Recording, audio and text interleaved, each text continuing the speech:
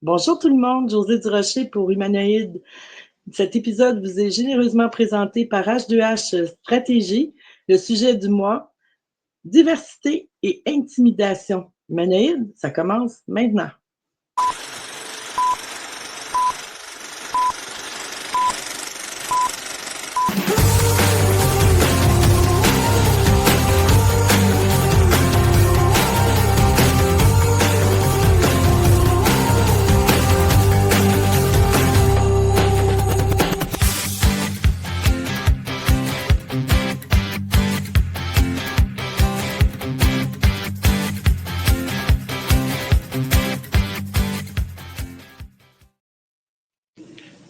Bonsoir José, bonsoir Christian. Bonsoir. Bienvenue et bienvenue à nos fidèles auditeurs parce qu'on commence à avoir des auditeurs fidèles maintenant. Oui, c'est vrai. Ouais. Encore une fois, on a un invité qui va toucher, avec qui on va toucher des sujets sensibles. Un gars très humain. José va nous le présenter tantôt. C'est un invité qui a un parcours assez exceptionnel. Aujourd'hui, j'arrive avec un petit proverbe chinois. Ça m'a fait beaucoup réfléchir quand j'ai lu ça. C'est pas long. Plus on prend de la hauteur, plus on voit loin. Ça me parle parce que, en lien avec le sujet de ce soir, ce que je comprends de ça, c'est que plus on s'élève au-dessus de la mêlée, plus on a une vision large de la société. C'est vrai. Christian puis José, est-ce que vous avez des petites phrases à nous présenter? Mais effectivement, de mon côté, j'ai cherché une phrase en lien avec notre sujet de ce soir, diversité et intimidation. Puis celle-là, je suis tombé en plein dans le mille. Pour moi, elle m'a touché tout de suite. Ça va comme suit. Se taire, c'est laisser faire. Agir, c'est changer les choses. L'intimidation ne fait pas grandir. Le respect, oui. Un mot peut sauver ou détruire. Un geste peut sauver ou détruire. Choisis bien ton mot ou ton geste, effectivement. Je pense que ça dit tout. Oui, ça dit tout. C'est bon. Absolument. J'aime beaucoup. Ouais. Toi, José? Ben moi, pour faire écho à vous deux, dans le fond, c'est un texte que j'avais écrit en 2019 sur Maudotis, qui est toujours de l'actualité d'ailleurs. Maudotis, c'est le texte. Et ça s'intitulait « La portée des mots ». Et la première phrase, j'y vais d'emblée en disant « Les mots ont une portée, qu'elle soit négative ou positive, cette portée, qu'on la prononce ou qu'on l'entend, peut teinter notre vie selon ce qui a été dit. » Oh. Donc, c'est vrai. Il faut faire attention à ce qu'on dit aux autres, ce qu'on se dit à nous-mêmes aussi. Tellement. Tu as raison. C'est important. Oui. Très beau. Oui, très belle pensée. Merci. Parlant de phrases inspirantes, aujourd'hui, je me promenais sur les médias sociaux et notre invité avait écrit ceci. On a besoin de ces moments de lumière dans ces sombres temps, dans ces temps sombres. Et je vais l'inviter à être notre lumière ce soir. Je vous présente Raphaël Provost. Bonsoir, quelle pression! T'es tellement lumineux. Merci. Merci. Je pars de loin, mais j'essaie de le plus possible d'émerger de tout ça. Puis si je peux apporter un peu de lumière chez les autres, ben tant mieux. Ben, tu me lances la balle en me disant je pars de loin. D'où pars-tu, Raphaël? D'où est-ce que j'arrive? Je suis très content de passer ce moment-là avec vous, Christian, José et Luc. C'est une première rencontre pour nous, la plupart. Donc, moi, j'adore ça. Je trouve que c'est la plus belle des façons de se rencontrer, c'est autour d'un micro parce qu'on a le temps, on jase. On en vient à oublier qu'il y a ce micro-là et que c'est une belle conversation qu'on se propose. Où est-ce que j'arrive? Je suis un petit gars natif de la Montérégie. J'ai grandi à Napierville, mais ma tante voudrait que je vous dise que je suis né à Saint-Édouard, ne jamais oublier mes origines. C'est pas très loin, c'est un petit village qui est environ à 45 minutes de Montréal. J'ai grandi là-bas, j'y étais jusqu'à mes 18 ans. Et quand je dis que je pars de loin, pourtant ça sonne pas si loin, mais pour moi à l'époque, ça l'était. C'était loin des grands centres, c'était loin de mes rêves, c'était loin de qui je suis aujourd'hui. J'étais un petit gars d'une famille modeste. avec un secondaire 5, mais qui avait dans son sac plein de rêves, plein d'ambitions, malgré tous les défis que j'ai vécus, puis défis là, avec un gros D majuscule, puis ben des S à la fin. Et à partir de mes 18 ans, je me suis lancé dans la vie seul avec quelques dollars dans mon compte de banque. Et j'ai commencé mon petit bout de chemin en administration. J'ai travaillé dans le milieu administratif pendant longtemps. J'ai fait tous les rôles pas possibles, de commis de bureau dans un bureau d'assurance à scanner des documents de personnes décédées pour de l'archivage, à adjoint exécutif, à assistant personnel, à coordonnateur dans une université. Et aujourd'hui, je suis DG d'un organisme. Mais quel genre de petit gars t'étais, toi? Tu étais? J'étais un petit gars qui faisait des spectacles à Noël. OK. Ça peut vous donner une idée de à quoi je pourrais ressembler devant ma famille à Noël. J'arrêtais tout, je mettais ma radio puis je dansais sur du Céline Dion. C'est un image. Donc, j'étais un enfant curieux, un enfant vivant, positif, artistique, théâtral, curieux. Toujours le genre de gars qui lève la main pour faire un exposé oral, même quand c'est pas proposé. Mais j'aimais le monde, j'aimais l'humain, j'aimais être entouré de monde, j'étais curieux. J'étais le premier levé, le dernier couché dans un party, j'écoutais le monde. Puis ça, ben encore, je suis comme ça aujourd'hui. OK. Toi, vas-y. Excuse. Quand tu parles de défi avec un D majuscule, as-tu certains exemples que tu pourrais nous donner, nous partager? Avec plaisir. J'ai déjà dit à d'autres endroits, mais moi, l'intimidation, c'était un mot, une réalité qui me suivait presque tous les jours, du primaire jusqu'au secondaire.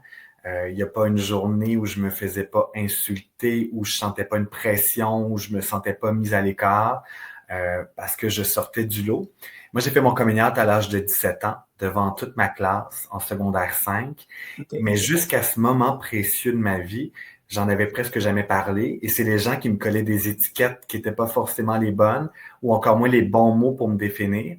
Donc, primaire, secondaire, là, tous les insultes homophobes que vous pouvez connaître, moi, je les recevais en abondance, comme un troc à chaque fois. Donc, ça a été, disons, un de mes défis de vie. C'est tough, être intimidé. C'est tough quotidiennement avoir peur. C'est tough aller à l'école et se demander à quoi va ressembler sa journée. Quand pourtant j'aimais l'école, j'étais quelqu'un qui était bon, mais quand tu as cette boule au ventre là, quotidiennement, pas savoir si le week-end qu'on allait au restaurant, j'allais être observé, si on allait dans un party. Donc, tout ça m'a suivi longtemps. Moi, ma mère m'a aussi quitté pour refaire sa vie. J'avais 6 ans, n'est jamais revenu. Et à l'âge de 18 ans, j'ai vécu un épisode assez difficile où je me suis retrouvé en solo dans la vie. Je l'ai dit tantôt en entrée de jeu, avec quelques dollars dans mon compte de banque. Et c'est la pure vérité. Et absolument rien à part des ambitions, des rêves et des gens qui m'ont aidé. Comment a été ta première nuit avec quelques dollars en banque puis tout seul dans la vie? Et mon Dieu, je m'en souviens. C'est drôle. C'est drôle que tu me poses cette question-là. Probablement la plus difficile de ma vie. Parce que c'est tough se ramasser seul. Puis j'étais chanceux, j'avais un toit sur la tête. Au moins, j'avais un toit sur la tête, mais j'étais seul sous ce toit-là. Et se sentir seul, je ne sais pas pour vous, je ne sais pas pour les gens qui nous écoutent, mais ce sentiment-là est terrifiant et troublant, puis brouille notre façon de voir l'avenir. Donc, ça a été un moment assez difficile. Mais il y avait un côté chez moi d'optimisme qui a pris le dessus à un moment donné. OK. Donc, tu es très résilient. Ah, mon Dieu, oui. Oui. Des fois, je le suis pour certaines situations plus que d'autres. Pour des petites choses niaiseuses, j'ai l'impression que je le suis pas tout le temps. Puis pourtant, la vie m'a testé à des grandes choses où j'ai eu à l'être, où je le suis encore. Donc, non, oui, je suis quelqu'un de résilient. Puis ton coming out à ta famille, si je peux me permettre, ça s'est fait à 17 ans aussi? Oui, mais ils ont été un peu les derniers à l'apprendre de façon officielle parce que j'ai décidé de faire mon coming out de façon très spontanée dans un exposé oral. Je vous parlais tantôt que j'aimais ça, donc clairement, j'aime beaucoup les exposés oraux. C'est une prof de secondaire 5 qui nous avait proposé la lecture d'un livre de notre choix comme examen en français et on devait en faire un exposé oral. Et cette prof a eu l'audace, le courage et je ne sais trop quoi, de mettre entre les mains le livre de Michel Tremblay, La nuit des princes charmants. Et ça raconte l'histoire un peu à l'image de Michel, un homosexuel qui se découvre, tombe en amour, tout cet univers-là. Et c'est la première fois de ma vie, moi, que j'avais enfin des mots pour bien me définir. Je le disais tantôt, j'étais intimidé, toujours les pires insultes au monde. Là, je lisais une histoire qui, OK, c'est possible, l'amour, c'était beau d'une certaine façon. Et est arrivé mon exposé oral où j'ai fait la lecture de mon livre. Et à la fin, j'ai eu une bouffée de chaleur. Et je n'avais pas prévu ça, mais j'ai dit à toute ma classe, hey, je suis comme le personnage. Je suis gay, moi aussi. Puis je ne veux plus jamais qu'on m'écœure avec ça. Oh, wow. Wow. Et ça, c'est l'époque où les téléphones cellulaires commençaient à peine. Donc, c'était pas le réflexe d'aller sur le cellulaire, mais pour le partager. Mais vous savez comment une école fonctionne. Ça n'a pas pris 10 minutes que tout le monde le savait. Mais c'est là que j'ai commencé à faire, mais là, tout le monde, hey, on est des villages, là. On était 5 villages à aller dans la même école secondaire. Donc là, je me suis dit, oh non, mais mes parents vont le savoir. Et je me rappelle que j'ai fait tous les chemins du village avant de me rendre à la maison après l'école. Ben, je redoutais ce moment-là où j'aurais à en parler à ma famille. Je suis arrivé, mon père était là. Mon père, Stéphane, l'archétype, gars de région, gars de construction, tatoué du front jusqu'au bout des mains. On ne parle pas d'émotion. Quand on voit des gars se frencher à la télé, on ferme la télé. M'a accueilli en pleurant. Parce qu'il l'avait su, ça s'était rendu jusqu'à lui. Il m'a dans ses bras. Ouais. Et il m'a dit, j'espère juste que ce ne sera pas trop tough. Je veux pas que ce soit tough pour toi. Oh, Wow. c'est touchant. Mon Dieu. Oui. Et ça venait avec beaucoup de maladresse, mais il y avait un fond de bienveillance, il y avait un fond que beaucoup de parents ont et qui souvent se reconnaissent là-dedans. Le meilleur pour leur enfant et savaient que ça allait être le début d'une vie pas facile. C'est vrai, c'est pas facile de faire partie d'une certaine diversité, mais il y avait un masque qui était tombé quelques heures avant. Puis cette bouffée d'air-là que j'avais enfin, ça pour moi, c'était précieux pour la suite des choses.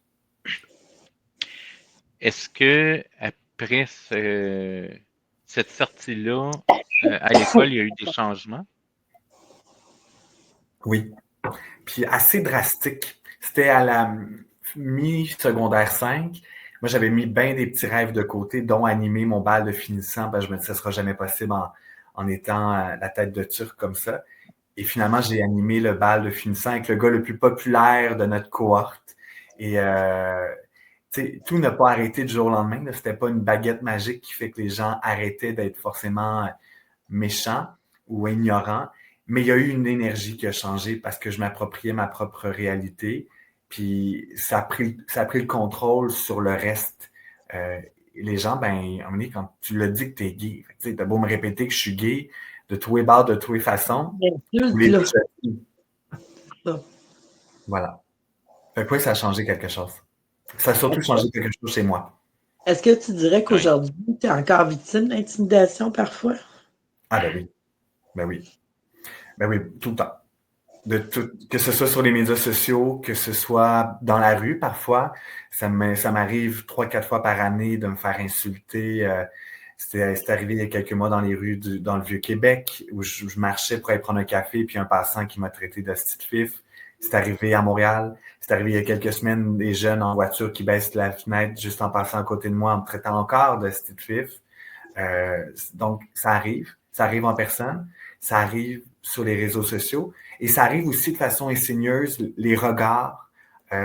José, tu sais, j'aime la mode, j'aime m'amuser, briser les codes. Et un gars en talons hauts, là, ça vient provoquer quelque chose chez le monde que je ne m'explique pas encore. Parce que ça m'arrive que les gens me filment, que les gens me pointent, que les gens ont des faces comme si je leur avais craché dessus. C'est assez troublant d'être soi-même avec une expression de genre qui s'amuse. Donc oui, ça arrive encore. Pourtant, les filles souvent s'habillent de façon masculine, puis c'est très beau, puis personne ne dit rien. Oui, mais les gens, pas parce qu'ils disent rien, qu'ils pensent rien. Hein. Non, Puis c'est il y a vrai. des gens qui ont des faces pas si hypocrites que ça. Donc, ce que tu vois tu lis dans leur visage, tu penses dans leur visage. Ils ne le disent pas, mais ça paraît sur leur visage. Tu as raison. Exact. Ouais. Tu as dit quelque chose qui m'interpelle tantôt. Tu as dit sont soit ignorants ou méchants. Méchant, on sait très bien qu'est-ce que ça représente, mais le mot ignorant, tu peux-tu élaborer un petit peu plus là-dessus?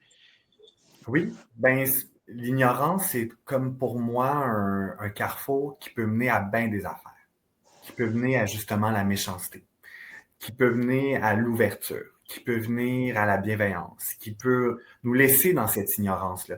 On ne connaît pas tout, c'est impossible de tout connaître. On est formaté par des préjugés, on est formaté par des biais. Puis pour moi, l'ignorance, c'est un peu tout ça. C'est de pas forcément comprendre l'autre, pas du tout, ben, parfois être dépassé par la réalité de l'autre, de ce qui m'est présenté, de quelque chose de complètement différent.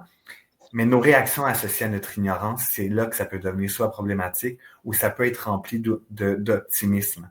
Je suis une personne ignorante sur plein de choses. Mais si je suis face à quelque chose de différent de moi, est-ce que mon réflexe, c'est de l'invalider ou d'être méchant, ou c'est de poser des questions avec peut-être maladresse, mais avec une sincère ouverture, puis une sincère volonté de peut-être mieux comprendre l'humain qui est différent, et c'est valide d'être différent. Moi, les gens qui disent qu'ils ne voient pas de couleur, puis le monde entier, tout le monde est pareil, là, je trouve ça à la limite dangereux d'être comme ça, parce que on est tous uniques, mais on fait partie de groupes, puis il faut aussi reconnaître la diversité sous tous ses angles. Et moi, l'ignorance, ben, c'est un peu cette salle d'attente-là, qu'on est peut-être un peu tous, puis c'est nous qui décidons d'aller d'une porte à une autre, puis on peut en sortir puis aller vers une autre, mais c'est pas forcément pas correct d'être dans l'ignorance. C'est ça. Moi, je dis souvent qu'on se ressemble dans nos différences, mais on n'est pas pareil. Exact. On a chacun notre couleur unique. Mm-hmm. Ouais. En effet. Mais quelqu'un qui est méchant par ignorance versus quelqu'un qui est méchant pour être méchant, il y a quand même une différence importante, je pense. Oui, mais c'est parce que si ça fait sens, je te le répète, que ce que tu dis ou tu utilises comme terme ou façon de faire, ça a un impact négatif sur une autre personne. C'est plus juste l'ignorance que le dolage, puis que c'est parce que je suis ignorant. Tu sais, si c'est la première fois, je sais pas, par exemple, une personne qui utilise des pronoms différents que les tiens, pronom yel, puis tu te trompes. Tu ne sais pas, tu n'as jamais entendu parler de ça de ta vie. Puis ça se peut, là. On est tous dans des chambres d'écho. Moi, dans ma tête à moi, on sait tous ce que veut dire l'acronyme LGBTQ+. Pour plein d'autres personnes, non. Mais si je te dis l'acronyme LGBTQ+, puis tu me dis, hey, c'est quoi cette affaire-là, le code Wi-Fi, là, puis là, c'est quoi, on peut être un chat, puis là, ton ignorance est méchante, là. Mais si tu dis, hey, pour vrai, je comprends pas, j'ai jamais entendu parler de ça. Peux-tu m'expliquer? Ça se peut que je me trompe.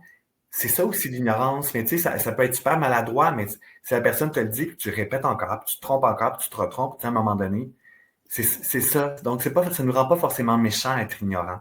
Mais si on te le répète, puis que dans la société dans laquelle on vit, tu as accès à beaucoup d'informations, puis tu ne fais pas cet exercice-là, ben, à un moment donné, tu es méchant. C'est ça. Je comprends ce que tu veux dire. C'est comme moi, par exemple, les pronoms. J'ai pas le réflexe tout le temps de demander quel pronom utilises-tu. Mais si on me dit, hey, José, moi, c'est Yel, ben, je vais essayer de m'en souvenir. Puis je le dis tout de suite, si je m'en souviens pas, c'est pas méchant. Là. Tu sais, c'est moi là, qui suis pas habituée. Tu sais. Il y a une belle ouverture dans ce sens-là quand on dit la vérité aussi. 100%. 100%. D'être le plus authentique possible, de dire d'où est-ce qu'on part. Ça humanise un peu plus, justement, cette ignorance-là. Ben oui. Puis, peux-tu nous parler un petit peu de ton parcours à partir du moment où tu étais... Christian, t'avais dit... C'était exactement la même question. J'allais dire, ton expérience puis ton bagage t'ont amené à travailler dans ça, de travailler au niveau de la diversité pour un organisme. C'est une crise existentielle qui est arrivée quelque temps avant la pandémie. Moi, la pandémie a eu du beau pour moi. Mais quelques mois avant la pandémie, puis je le dis j'étais très ignorant de mes propres communautés auxquelles je suis associé, relié. Moi, j'ai fait mon communion, je vous l'ai dit, à l'âge de 17 ans, mais jusqu'à mes 26, 27 ans, j'avais beaucoup d'homophobie intériorisée et je me tenais loin, moi, de tout ce qui est fierté, village, avoir même des amis qui me ressemblent, Ah, moi, je suis au-dessus de ça. OK. Donc, c'était ça mon homophobie intériorisée. J'ai passé ma vie, moi, à me faire dire que c'est pas correct d'être comme tu es. Je n'étais pas encore rendu là dans mon propre parcours de vie, de autant m'entourer et me laisser imprégner et m'ouvrir à la diversité, à son sens le plus large au sein des communautés LGBTQ+. Et j'ai fait un voyage à San Francisco en 2019, quelques temps avant la pandémie. Et pour certaines personnes, on le sait, c'est un endroit mythique pour les communautés LGBTQ+. Beaucoup de nos droits se sont bâtis, dessinés là-bas. Les gens sont sortis dans la rue. C'est encore une ville très progressiste pour la justice sociale au sens large. Et quand j'étais là-bas, je rencontrais plein de gens qui se définissaient comme queer, qui se présentaient avec leur réalité, des pronoms différents. Et c'était associé aussi à leur parcours professionnel. Puis j'étais comme, mais voyons, tout ce beau monde-là, de si belles carrières, puis sont autant émancipés. Et je suis revenu très envieux de mon voyage. Très envieux de ces gens-là. Envieux de cette communauté queer, de ces communautés LGBTQ+. Et quand je suis revenu, je travaillais à HEC à ce moment-là depuis 5 ans. J'avais une super belle job, une maison avec mon ex, une belle petite vie bien remplie casanière à Chambly. Crise existentielle, je suis clairement pas connecté avec mon moi. Donc, j'ai quitté ma job sans plan B, sans plan C quand la pandémie est arrivée. On se rappelle qu'il y avait une PCU. Fait que j'en ai profité avec cette pure volonté de mieux me connaître. Et un cadeau de la vie a fait que je suis devenu bénévole au Gris Montréal, un organisme qui fait la sensibilisation dans les écoles, où tu vas te raconter comme personne LGBTQ+, comme homme gay, comme femme lesbienne, comme personne trans, comme personne non-binaire, comme personne pansexuelle. Tu te racontes aux jeunes pour humaniser justement les réalités LGBTQ+. Et ça a été pour moi là, un apprentissage. Puis pouf, là, une déconstruction de ce que je pensais savoir, découvrir justement beaucoup plus loin que le G dans l'acronyme, comprendre les nuances chez l'autre. Ça a été vraiment révélateur. Et ça a été aussi révélateur de découvrir le milieu communautaire. Moi, je pensais que c'était toute une gang de bénévoles qui travaillaient dans des sous-sols d'église. Très général, je voyais que des gens avaient des rôles, je commençais à découvrir ça. Et un jour, on m'a envoyé à Saint-Hyacinthe offrir une sensibilisation. Et Justine, l'intervenante qui m'accompagnait, travaillait pour l'organisme Le JAG, un organisme LGBTQ+, en Montérégie à Saint-Hyacinthe. Tu as travaillé pour JAG. J'ai été DG 2 ans là-bas. Ils ont affiché le rôle de DG un jour et j'ai vu le poste et j'ai fait « Voilà ma réponse. Communication humaine, ensemble, tout ce que j'aime le plus au monde. » J'ai postulé 1 entrevue, 2 entrevues, 3 entrevues. Et le jour de mon anniversaire, j'ai reçu un appel du conseil d'administration qui m'annonçait que j'avais le rôle. Même si je n'avais jamais été DG, mais en décortiquant le rôle, je me disais, je suis capable de tout faire ça. Au pire, je vais l'apprendre. C'était l'histoire de ma vie. Et on m'a fait confiance. Et j'ai été DG pendant 2 ans là-bas, un organisme qui accompagne directement les jeunes et moins jeunes LGBTQ+, les familles, les écoles, les milieux, vraiment un organisme de proximité. Il y a des gens qui m'observaient voir ce que j'ai fait avec l'organisme pendant tout ce temps-là. J'ai reçu un coup de fil un jour. Ensemble pour le respect de la diversité, je cherche une nouvelle direction générale. La personne me voyait dans sa soute pour ce rôle-là. J'ai accepté. Moi, je crois beaucoup au signe de la vie. J'ai vu 2 entrevues, 3 entrevues. Et quand on m'a annoncé que j'allais avoir le poste, je savais que ma vie allait changer pour toujours. Et depuis 3 ans, je suis DG d'un organisme pan-canadien qui aborde toutes les formes de discrimination dans les écoles primaires, secondaires de tous les coins du pays. Et encore là, j'apprends plus que jamais sur les réalités des personnes immigrantes, racisées, nées ici, personnes handicapées, petites, grosses, les femmes, les personnes autochtones. On parle de grossophobie, on parle de plein de choses, on parle de capacitisme. Donc, je suis dans un rôle qui m'apprend quotidiennement et je suis connecté aussi à la mission pour avoir vécu tout ça. Et aujourd'hui, je suis fier DG d'une belle équipe de 16 employés. Et je suis chroniqueur également à gauche, à droite. Oui, à gauche, à droite. C'est ça que j'allais dire. Qu'est-ce que tu fais? C'est quoi concrètement que tu fais chaque jour dans ce rôle-là? Ben, la comparaison va être simple. Je suis comme un PDG d'une PME. Mais c'est juste qu'on a un aspect social à notre mission. Et je ne suis pas supposé faire de cash au bout de mon année. Mais je gère une équipe d'employés, donc des ressources humaines, des finances, du développement des affaires, du marketing, des communications. Je crée des plans stratégiques. Je suis dans de la relation avec plein de partenaires pour attacher du financement autant privé qu'au public, campagne de financement, événementiel. Donc, comme un PDG d'entreprise, je suis soutenu par une équipe extraordinaire de coordonnatrices, de personnes responsables des communications, de relations publiques, des animateuristes, des gens qui vont dans les écoles. Donc, c'est pas moi qui vais dans les écoles, mais je suis à la tête de cet organisme-là et ça m'emmène à être porte-parole du message, donc à la télé, à la radio, sur différentes plateformes où je vais défendre justement toute la question des droits humains. Pour moi, c'est surtout ça, c'est l'humain avec un grand H et que chaque personne a droit à la dignité, au respect et à l'équité ici chez nous. Et c'est ça mon rôle de quotidiennement me battre pour ça. Ça me fait penser, Raphaël, je t'ai déjà vu dans une entrevue, je t'ai entendu dire on a oublié le H dans LGBTQ+, H pour humain. Oui, bien, frappé. Je m'amuse avec ça parce que il y a beaucoup de gens qui n'arrêtent pas de dire on rajoute des lettres à l'acronyme. Moi, à chaque fois, je dis ben, tant qu'on a rajouté, je vais en rajouter une, puis c'est au début, c'est un H en majuscule pour humain.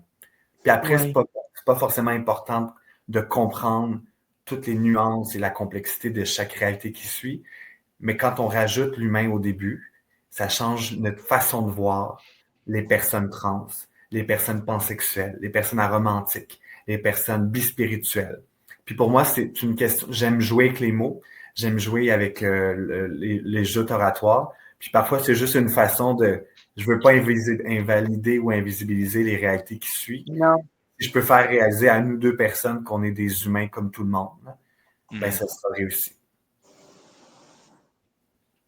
En tout cas, moi, ça m'avait frappé, ça, cette phrase-là que tu avais prononcée, je pense au TVA Nouvelle ou je me souviens plus, là. Je pense que j'avais rajouté le respect esti en plus. C'est l'esti qui est important. Oui, c'est l'émotion qui est le respect. Dis-moi, je suis un peu curieux, parce que ça brasse quand même beaucoup aux États-Unis actuellement au niveau de toutes les communautés, là, tout ce qui n'est pas homme-femme, point à la ligne, tout le reste, c'est en train je pense qu'il y a beaucoup de services qui sont abolis, en tout cas, les mentalités semblent vouloir changer. Ça a-tu une influence avec tout ce qui se passe ici au Canada? Ben, c'est direct. On est plugué sur le 220 avec tout ça, là. Ça se passe ici autant que là-bas. C'est juste qu'on n'a pas le même système, mais il faut se méfier de ce qui se passe chez nos voisins parce qu'il y a bien des raisons. Mais l'une d'entre elles, c'est étant hyper connecté avec nos médias sociaux, on n'a parfois pas l'impression que qu'est-ce qu'on voit, c'est pas chez nous. Fait que pour beaucoup de monde, ce qui se dit là-bas, ce qui se passe là-bas, ce qui recule là-bas, pour beaucoup, c'est comme si c'était également ici. On n'a plus cette même notion-là de nous versus les autres. On est tous hyper connectés maintenant. Donc, quand tu as un président comme lui, qui de façon même pas cachée, déteste ouvertement les réalités LGBTQ+, utilise le mot woke comme une insulte et pour nous rendre dangereux, puis que c'est de nous qu'on devrait se méfier. Quand le mot woke n'est pas une insulte, ça veut dire qu'on est à être réveillé sur les injustices. Je veux dire, si t'es contre ça, t'as un méchant problème. Ben oui, c'est dangereux. C'est dangereux parce que il y a pas si longtemps, je suis pas certain que les gens auraient pensé que les femmes auraient perdu leur droit à l'avortement. Et pourtant, notre constitution à nous, elle est faite différemment. Elle est différente. C'est pas un droit ici, c'est dans notre constitution au Canada, mais quand même. L'armée américaine ont aboli les postes des personnes trans. C'est des dizaines de milliers de personnes qui ont perdu leur emploi, des gens qui sont fiers d'être dans l'armée. On le sait, quand tu t'enrôles dans l'armée, c'est parce que tu aimes ton pays et tu veux le défendre. Puis on dit que ton pays... Exact. C'est arrivé au Canada jusqu'en 95, la purge LGBTQ+, près de 10 000 personnes ont perdu leur emploi dans la fonction publique. Donc, c'est tout récent, puis pourtant, on est tout en train de revivre ça. Moi, ça me fait peur. Ça me fait peur même de me dire si je vais là-bas, comment je suis accueilli. Puis de penser qu'il y a des gens comme moi, là-bas, qui en ce moment perdent leur emploi, ont peur, puis ont un risque pour leur sécurité physique et émotionnelle. Et ça, ben ça se passe à 1 heure d'ici. Mm-hmm. C'est ça, c'est pas loin. Non. Et les jeunes voient ça. Puis tu sens que ça se transpose ici au Québec. On voit ça de plus en plus. Cette perte d'ouverture-là. Ah oui. Cette ouverture-là, disons-le. Puis, puis tu sais, je suis dans beaucoup de réflexions en ce moment à me dire, y a-tu plus de monde qui nous aime pas ou c'est le même monde qui se permettent de le dire parce qu'on leur a donné le droit à nouveau de le faire? Poser la question. Ben c'est ça. Fait parce qu'on parle beaucoup de la montée de l'intolérance, par exemple, dans les écoles auprès des communautés. Puis en parallèle, on n'a jamais vu autant d'initiatives belles et grandes et inspirantes chez les jeunes où ils mettent en place des comités LGBTQ+, où ils créent des plateformes. Donc, il y a comme une double vitesse, mais il y a un méchant groupe qui se cache plus pour haïr, point, haïr l'autre sous toutes ses formes. Puis ils ne sont pas ni censurés ni condamnés. Donc, c'est sûr que ça envoie comme message, ben, j'ai pas de répercussions, j'ai pas d'impact, ben, je le fais. On le voit sur TikTok, à chaque fois que je mets une vidéo, les commentaires haineux que je reçois, rien n'est bloqué. Parfois, moi, j'essaie de mettre des commentaires positifs pour répondre. Eux sont bloqués, mes commentaires positifs. Donc, on vit dans un drôle de monde et on ressent ici ça dans les cours d'école, on le ressent sur les réseaux sociaux et c'est inspiré d'un modèle du Sud. Je dis pas que nous, on était parfaits versus les Américains, mais c'était pas dans ma tête à moi, c'était pas dans notre image, c'était pas dans nos mœurs d'être aussi ouvertement agressif envers une communauté at large. Puis ça me fait peur qu'on tolère ça ici parce que ça passe, puis on dit que personne ne sait quoi faire de ça. Tout le monde est comme, faut faire quelque chose, mais on fait rien. Moi, je remarque ça aussi parce que je suis une personne autiste. Il y a beaucoup de haine face aux gens qui ont des nouveaux diagnostics. On dit, ah, t'es allé chercher une étiquette ou on est intimidé beaucoup sur les réseaux sociaux souvent. Puis, je me demandais, Raphaël, qu'est-ce qu'on fait en cas d'intimidation? Quand on est jeune d'abord, puis après, on parlera des autres. Ben, je pense que ça s'applique autant pour les jeunes que pour les plus âgés. Hein. Okay. Il n'y a pas de recette miracle. Hein. Okay. Mais il y a quelques ingrédients qui sont assez communs à chaque fois. Le premier, ben, c'est d'en parler à une personne autour de nous. De pas s'isoler avec ce qu'on vit. Que ce soit au travail, que ce soit à l'école, que ce soit sur les réseaux sociaux, que ce soit dans notre entourage, parce que ça arrive aussi dans notre entourage, d'en parler à une personne de confiance. Déjà, cette étape-là, et cette personne de confiance peut être un organisme communautaire, peut être une ligne d'écoute, de gens bienveillants, à l'écoute, remplis d'humanité, qui vont faire de leur mieux pour t'accompagner vers peut-être une autre ressource. Mais pour moi, ce partage-là est une clé importante. Après, il faut rentrer dans la porte, puis c'est souvent pas facile parce que on veut pas être intimidé. Puis faire face à ça, ça vient avec plein de choses. On le sait, on est dans des systèmes en plus qui nous font douter à plein d'étapes. Souvent, quand on est une personne intimidée, donc c'est souvent plus facile, puis je le mets en guillemets, là, de pas en parler, quand pourtant, c'est souvent ce qui est le plus libérateur, mais c'est pas facile. Je pense que je m'en tiendrai à ça, d'en parler, puis de rappeler qu'il y a des ressources extraordinaires au Québec qui peuvent nous accompagner sans nous juger là-dedans. Parce que moi, des histoires d'horreur, d'intimidation, j'en reçois tous les jours sur tous mes médias sociaux, de gens au travail, des parents, des gens sur les réseaux sociaux. Et chaque fois, je leur dis, déjà, merci de me parler à moi, mais il y a sûrement une autre personne aussi dans votre entourage qui vous pouvez en parler, puis se créer une bulle autour de nous comme ça. Parce que, j'ai déjà dit, la parole libère. La parole libère. Et on ne pourra jamais probablement enrayer à 100% l'intimidation.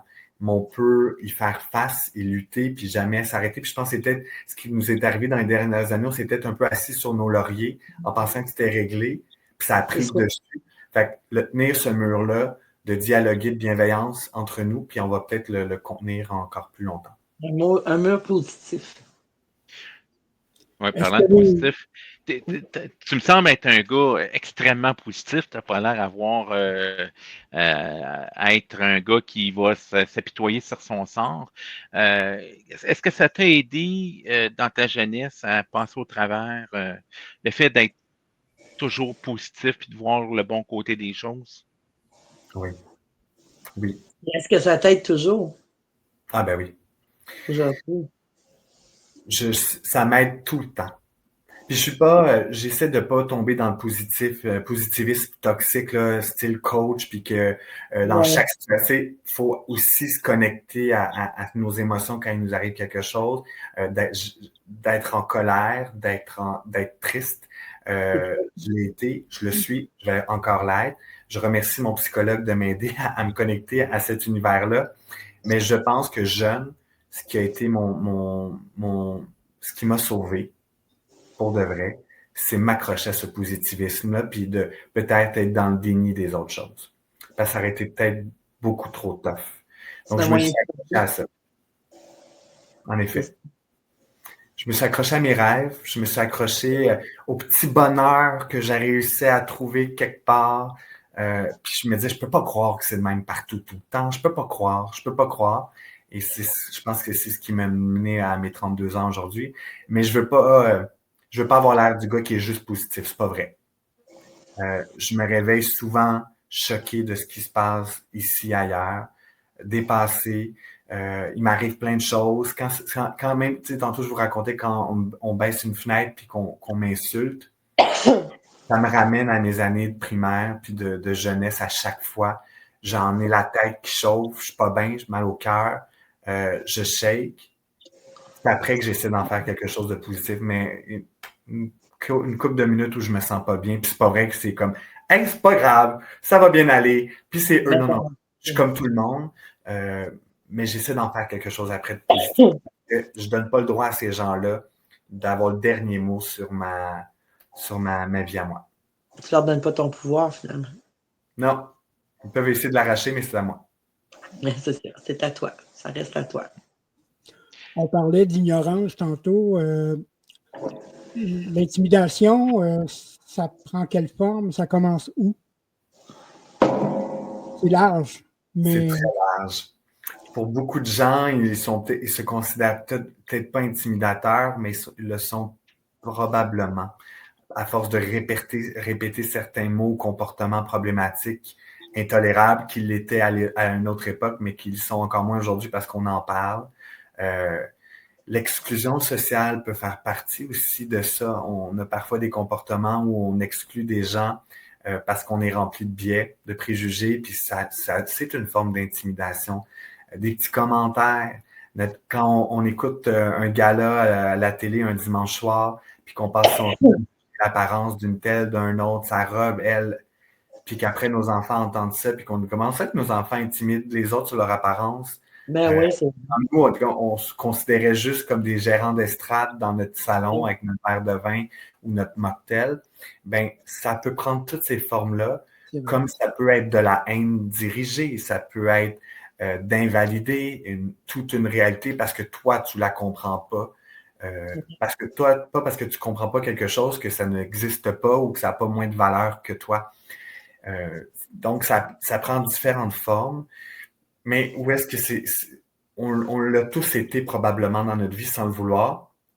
Mais c'est quand on le répète puis qu'en plus on se le fait dire que c'est pas correct, c'est là que ça devient problématique. Puis je pense qu'aujourd'hui, cette conversation, on l'a pas mal là, en mode faire attention aux mots qu'on choisit, au comportement qu'on a. Si tu vas pas bien, il sait que ça n'a pas d'impact chez les autres. Ben, on en a de moins en moins d'excuses là, pour être des intimidateurs à répétition.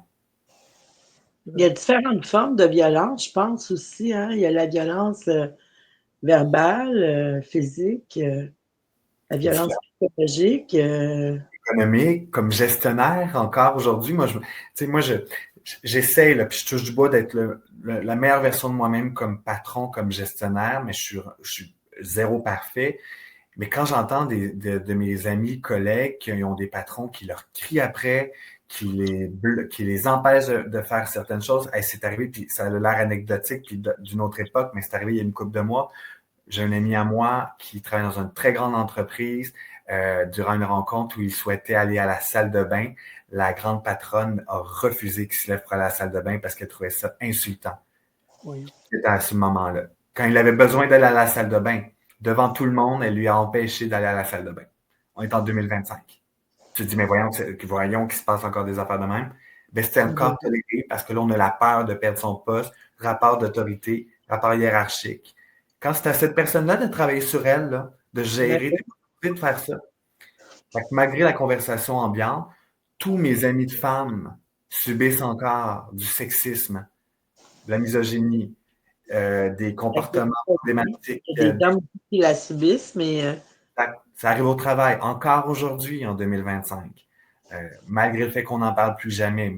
Tes mains gardées dans tes poches, tes commentaires gardés pour toi. Malgré ça, ces femmes-là, encore aujourd'hui, dans plein de types d'entreprises, c'est pas plus un garage qu'une grande entreprise où ils sont protégés par plein de ressources humaines, mais ça se passe, malgré la conversation ambiante qu'on a autour de ça. Oui. On parlait de médias sociaux tantôt. Est-ce que c'est sûr que ça a amené une montée flagrante de l'intimidation, mais est-ce que ça se passe beaucoup en cyber-intimidation ou c'est encore beaucoup sur le terrain en personne? C'est-tu difficile? Un peu partout, puis je veux surtout pas diaboliser les médias sociaux parce qu'il y a du beau avec les médias sociaux. Je pense juste qu'on nous a mis ça tôt dans les mains, puis on n'a pas eu d'outils ni de guide pour savoir comment bien les utiliser.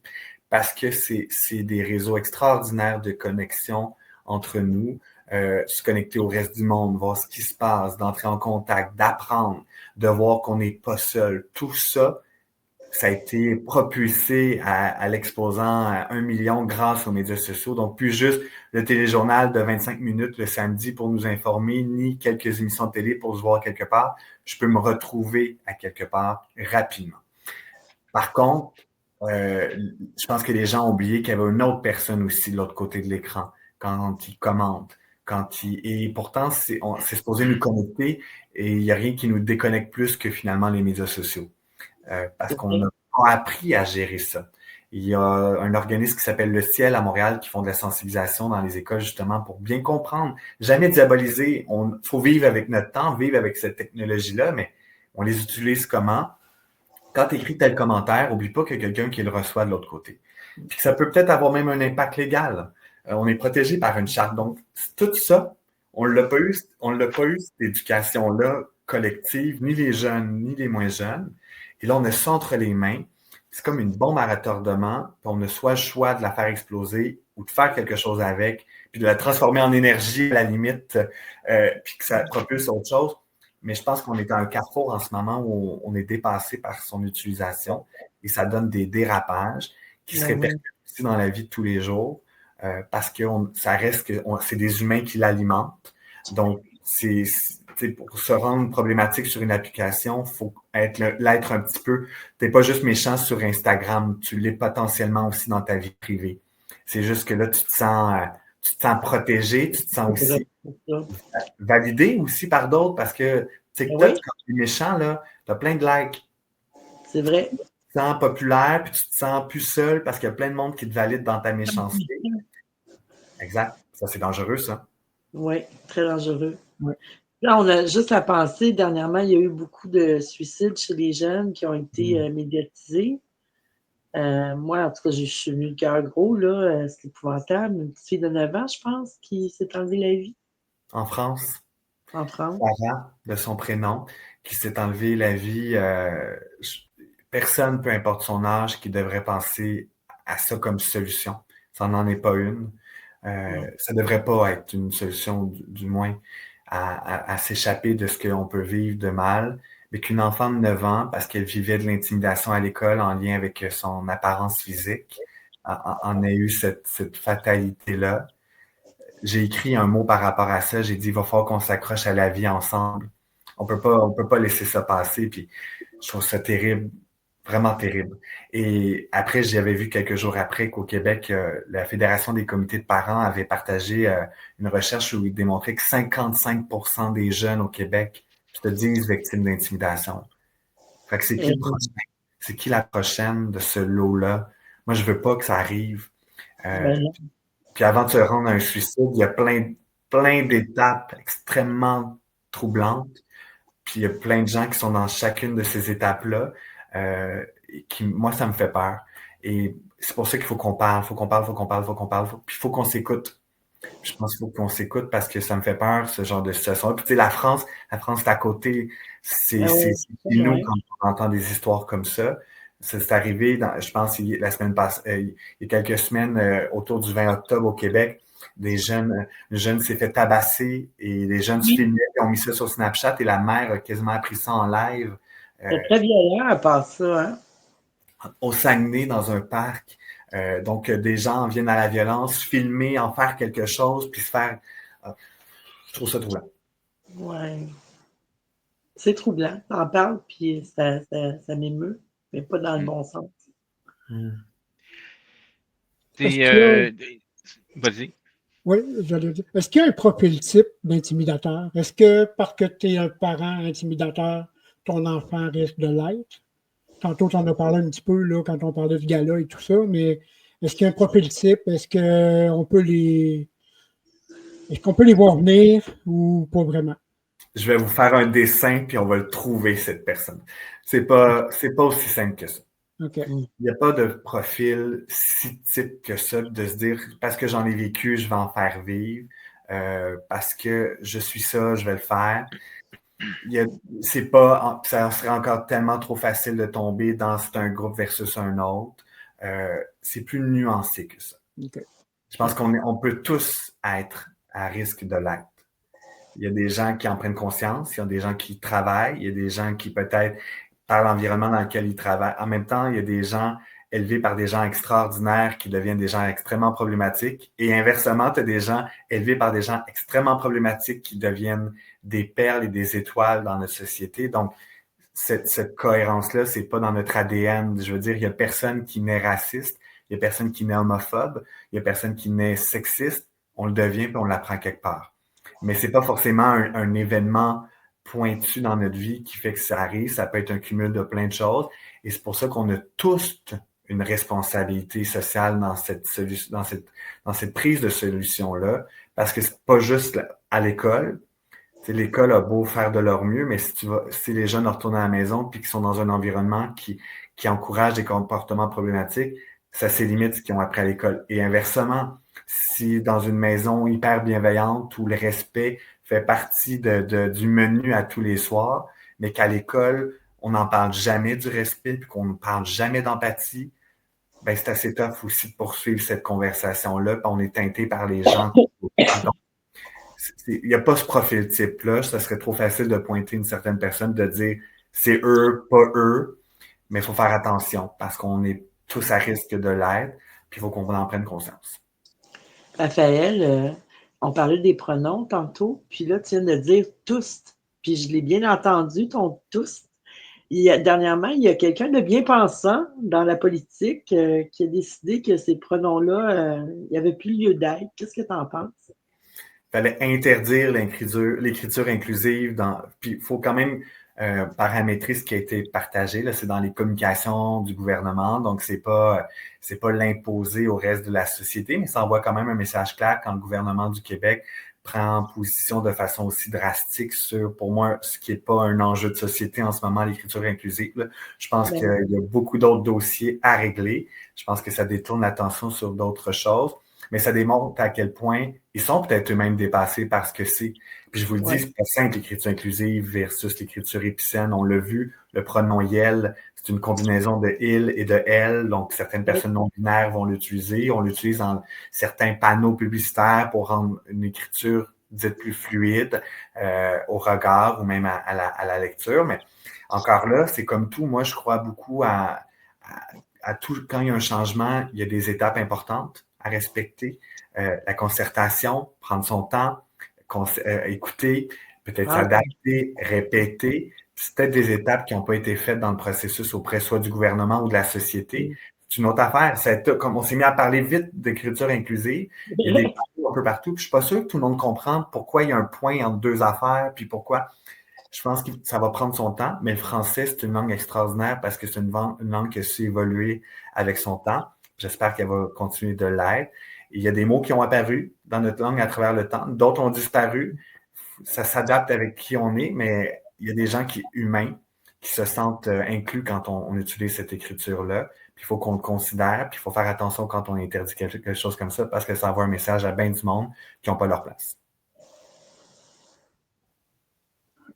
On parle beaucoup de tout le côté humain. J'ai vu que tu as gagné des prix, dont entre autres un prix Arista de la Jeune Chambre de commerce dans ma jeunesse, il y a quelques années. J'ai été président du concours, fait que je comprends un petit peu tout ce qu'il y a autour de ça. C'est pas donné à n'importe qui. Tu l'as, c'est parce que tu le mérites. Comment tu fais pour amener tout ce côté-là humain dans ta gestion quotidienne, puis d'avoir une gestion aussi qui est efficace? Là, je ne veux pas me faire taper ses doigts. J'étais finaliste au prix Arista comme jeune cadre du Québec, donc j'étais dans le top 3. Mais j'ai gagné leader de l'année du concours Estime. Donc, c'est un rendu là, même affaire. Mais je ne veux pas voler le prix à une autre personne parce qu'elle le mérite amplement. OK, tu étais finaliste. J'ai vu aussi le prix Estime là, sur lequel, ouais. Donc, c'est des super belles reconnaissances. Et ça me touche parce que ça rappelle à beaucoup de gens que je suis un gestionnaire de base. Moi, mon métier, c'est d'être gestionnaire, de gérer une équipe, de gérer une organisation. Je suis pas juste un gars qui donne des entrevues puis qui aime les beaux vêtements. Puis souvent, mes médias sociaux peuvent faire croire ça. Donc, de recevoir ce type de reconnaissance-là me replace un peu dans l'échiquier du milieu des affaires dans lequel j'aime aussi naviguer. Mais c'est pas facile. C'est pas facile de diriger et d'encadrer avec autant d'humanité que j'essaie de le faire. Il y a une expression que je commence à comprendre encore plus son sens. Seul, on va plus vite, mais ensemble, on va plus loin. Mais je rajoute, mais c'est pas simple. Et c'est pas simple ensemble. Ça prend du temps, puis on avance, on recule, on se tasse, on se réajuste. Puis je suis un gars d'action, puis je suis un gars qui va vite. Et j'ai eu à m'ajuster ça comme ça parce que je prenais pour acquis. Tout le monde a compris, tout le monde est d'accord, on part. Mais c'est pas comme ça que ça fonctionne. Et j'ai une image très, très claire de où est-ce que j'ai compris ça. À un moment donné, ça fait quelques temps que chez Ensemble, on organise le party de Noël et tout le monde, on trinque ensemble. Et il y a vraiment un moment où je crois profondément que je suis arrivé au moment où tout va bien. C'est arrivé sur mon air d'aller. Je me suis dit, là, tout le monde est heureux, on prend des photos, ça rit, on chante au karaoké. Ah ouais, donc, je croyais vraiment à ce moment-là que j'avais réussi ma job. Le lendemain, je me réveille. Texto d'un qui me demande ça, l'autre qui n'est pas d'accord, l'autre qui, ça fait 3 semaines qui pense à quitter, l'autre qui... Et là, j'ai fait, ça veut dire que ça ne sera jamais fini ce travail-là. De s'assurer que tout le monde va bien, puis qu'on est sa bonne piste, puis on est aligné avec la vision que j'ai. Et c'est à ce moment-là que tout le monde soit bien? Comment? Est-ce que ça se peut que tout le monde soit bien en même temps? Peut-être que non. Probablement que non. Et c'est là que mon travail a commencé à changer, où j'ai commencé à intégrer, à prendre mon temps, à pas avoir une recette pour toute la gang, à vraiment essayer de comprendre le sous-texte des gens quand ils t'abordent ou quand ils t'abordent pas, à vraiment essayer de prendre mon temps, à pas penser que tout le monde fonctionne de la même façon, que c'est pas parce que tu travailles de cette façon-là que tu es moins efficace que l'autre. Toute cette individualité-là, pour moi, est importante, mais elle devient compliquée et complexe, mais très payante. Parce que c'est justement de s'ajuster, c'est de prendre son temps, c'est tout le temps se revirer sur un dissent, de mettre en place des paramètres pour certaines personnes, mais c'est ça aussi l'équité. C'est de mettre en place des paramètres pour peut-être sembler avantager quelqu'un, mais au contraire, tu es juste en train de l'aider à être sa même ligne de départ que tout le monde pour bien faire son travail. Puis ça, c'est une job à temps plein. Mais j'ai tellement autre chose aussi à faire. Et je pense que c'est peut-être pour ça que, puis je le dis avec beaucoup d'humilité, qu'on me reconnaît avec mon leadership que je crois bienveillant. Puis bienveillant, pour moi, c'est pas une destination, c'est un long voyage. Puis je pense que c'est à l'image de mon exemple du party de Noël où je pensais que c'était une destination de « Hey, là, je suis le patron bienveillant, tout le monde est content, ça va être beau de même pendant 5 ans. » Le lendemain matin, j'avais la preuve que c'est toujours à ne jamais prendre pour acquis. Puis je suis entouré de mentors, de coachs, de gens qui font le même métier que moi. Puis j'essaie vraiment de l'aider à l'image de comment moi je voudrais être l'idée.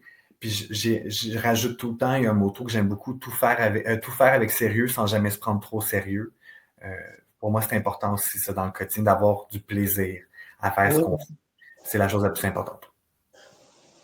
Est-ce que tu penses qu'il y a une complémentarité qui s'installe avec des gens qui viennent de différents niveaux, avec différents niveaux de connaissances, différentes communautés, tout ça?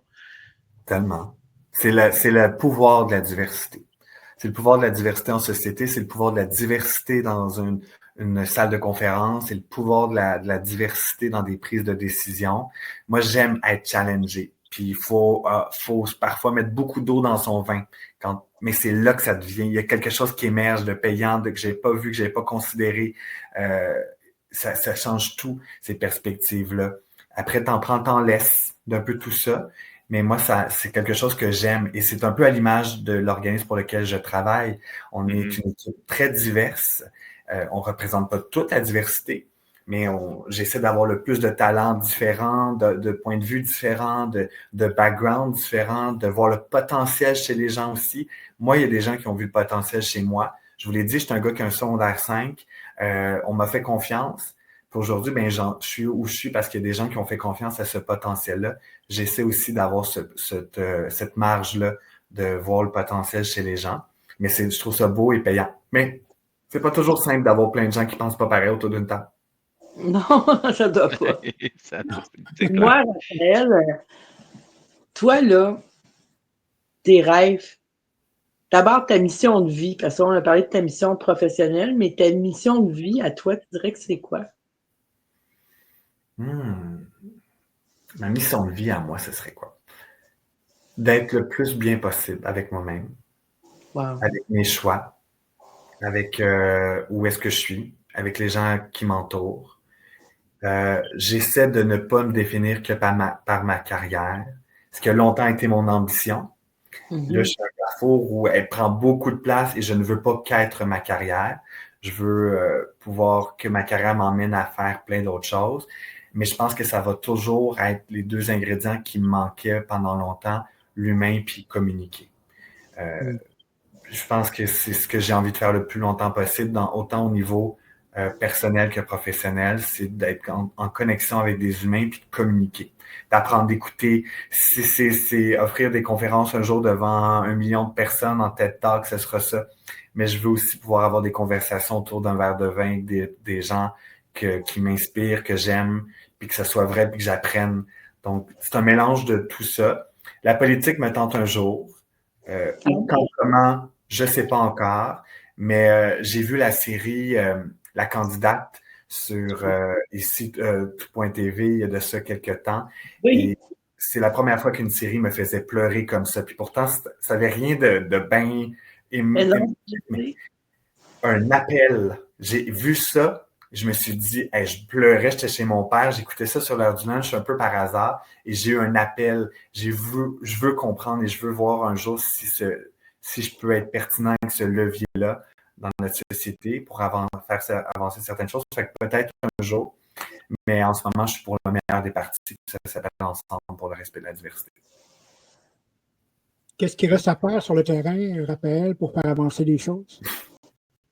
Il reste tellement à faire. Ça va toujours être à faire, j'ai l'impression.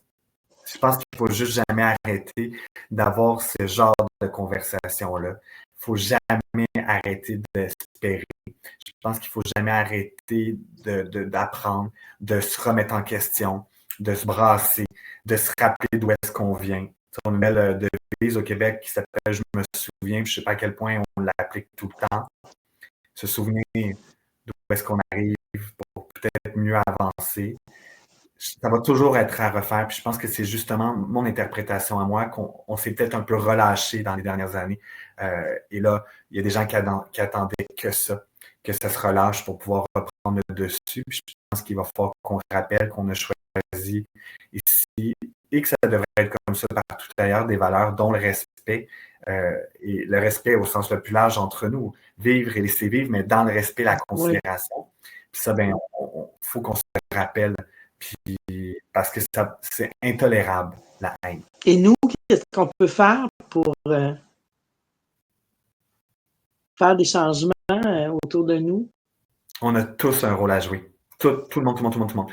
Puis souvent, on a tous le réflexe de vouloir changer le monde, puis à cause de ça, ben, on passe pas du tout à l'action parce que c'est impossible, ça fait peur. Il faut changer son Mais monde c'est à soi avant. Hein? à soi. Et puis moi, je me rappelle, je rêvais de, quand j'étais ado, d'aller à Salut Bonjour un jour. J'ai eu la chance d'aller à quelques reprises. Et je ne savais pas à quel point ça allait être un moment fort dans ma vie, charnière. J'ai dit que tout se passait autour de Nilo. En plus, j'étais autour de Nilo, d'un studio de Salut Bonjour. Puis depuis ce moment-là, je me le répète, puis je le répète souvent, autour de Lilo, on peut tellement changer d'affaires. Lilo de cuisine, notre table, peu importe ce qu'on a, l'équivalent de Lilo, une table de cuisine, une table, on a peut-être le plus d'impact dans nos maisons, nos chalets, nos apparts, nos tentes, nos le podcast, qui est un peu comme un îlot finalement. Je pense que c'est un endroit qui peut être transformateur. Ça va avoir encore plus d'impact que des campagnes publiques d'émissions parce que j'ai l'impression le dimanche d'être autour de l'îlot avec 1 million de personnes. C'est quand même c'est bien du monde autour de l'îlot, vous me direz, mais j'ai l'impression que ça me donne d'être. J'aime ça prendre mon petit verre le dimanche soir avec d'autres mondes que je sais qui font ça. Et justement, dans les derniers jours, j'étais à l'épicerie, l'emballeur, il me dit « As-tu vu l'entrevue hier? » qui était ensemble. Et donc, cet îlot-là, je pense qu'il faut qu'on le reproduise plus souvent entre nous. Donner rendez-vous, se parler.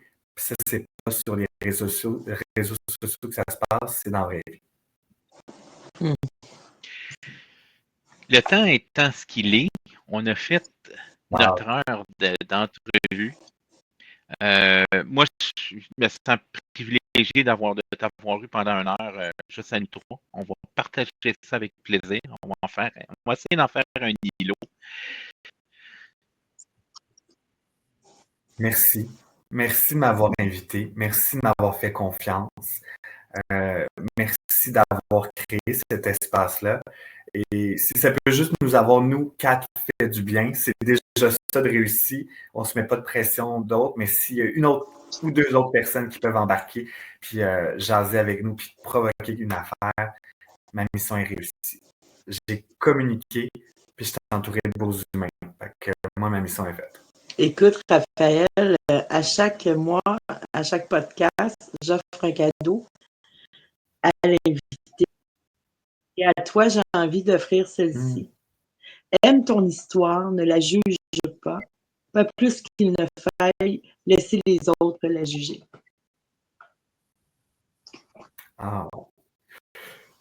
Je ne sais pas si les gens vont l'écouter en version vidéo, mais je vais mis de mascara, faut pas que ça coule. Faut avoir des masques que tu me dis parce que ça arrive un moment où ça résonne beaucoup.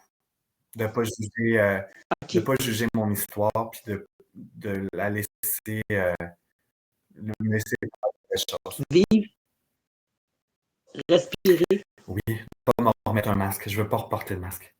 Non, faut pas. Faut surtout pas, Raphaël, t'es tellement lumineux. Oui, c'est le mascara. Ben, merci beaucoup. Merci à vous 3, sincèrement. Merci, Raphaël. Tu as été un invité en or. Bye. À bientôt, bye. Alors, c'est ce qui met fin à notre podcast. Alors, je veux remercier H2H Stratégie, sans qui l'épisode ne pourrait pas être diffusé. Je vous rappelle à tous qu'on peut voir le podcast, les anciens podcasts, sur Facebook, sur YouTube, sur Balado Québec, ainsi que sur Spotify. Alors là-dessus, le mot de la fin à José? Humaноïde, ça se termine comme ça.